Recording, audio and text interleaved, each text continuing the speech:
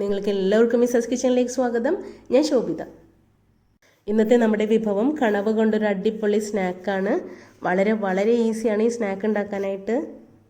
ഒരുപാട് ചേരുവയൊന്നും ആവശ്യമില്ല. അപ്പോൾ വളരെ എളുപ്പത്തിൽ നമുക്കിത് എങ്ങനെയാണ് നല്ല ടേസ്റ്റിൽ ഉണ്ടാക്കാൻ നോക്കാം. അപ്പോൾ ഇവിടെ ഒരു ഏകദേശം 350 ഗ്രാം കൂന്തൾ ഇതുപോലെ റിംഗ് ഷേപ്പിൽ കട്ട് ചെയ്തെടുത്തിട്ടുണ്ട്.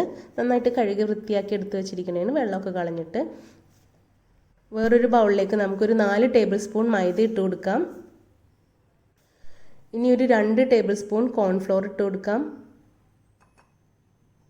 ഇനി ഇതിനകത്തേക്ക് നമുക്ക് ഒരു 1/2 ടീസ്പൂൺ കുരുമുളക് പൊടി ചേർത്ത് കൊടുക്കാം.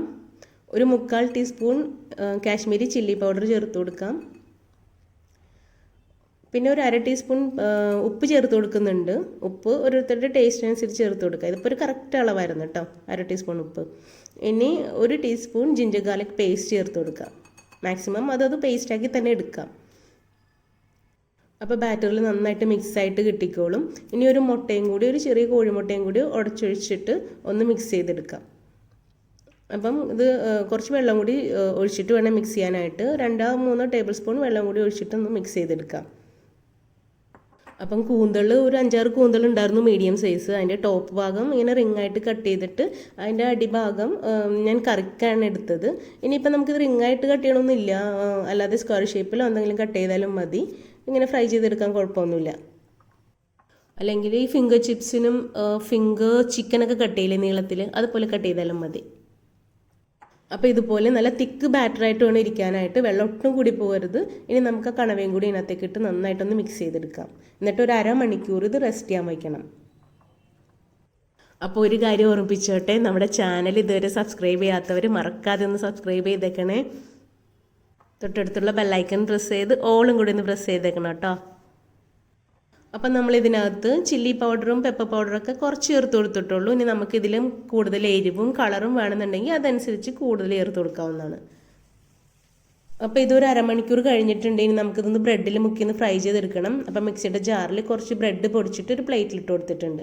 ഇനി നമുക്കിത് ഓരോന്നും എടുത്തിട്ട് ആ ബ്രെഡ് പൊടിയിലേക്ക് ഇട്ട് കൊടുക്കാം.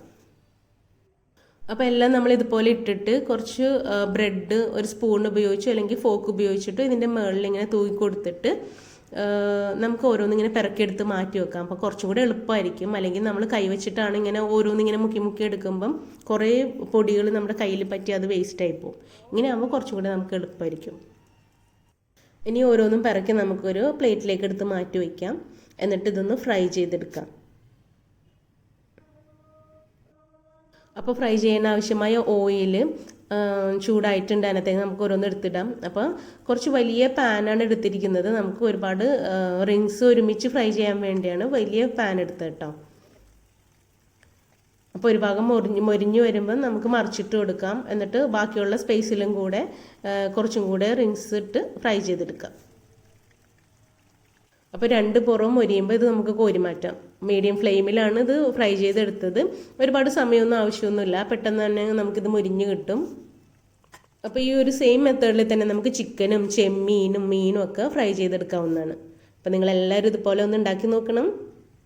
അപ്പോൾ നിങ്ങളിത് ഉണ്ടാക്കിയിട്ട് നിങ്ങളുടെ അഭിപ്രായങ്ങളും നിർദ്ദേശങ്ങളും എന്നെ കമൻറ്റ് ബോക്സിൽ അറിയിക്കണം.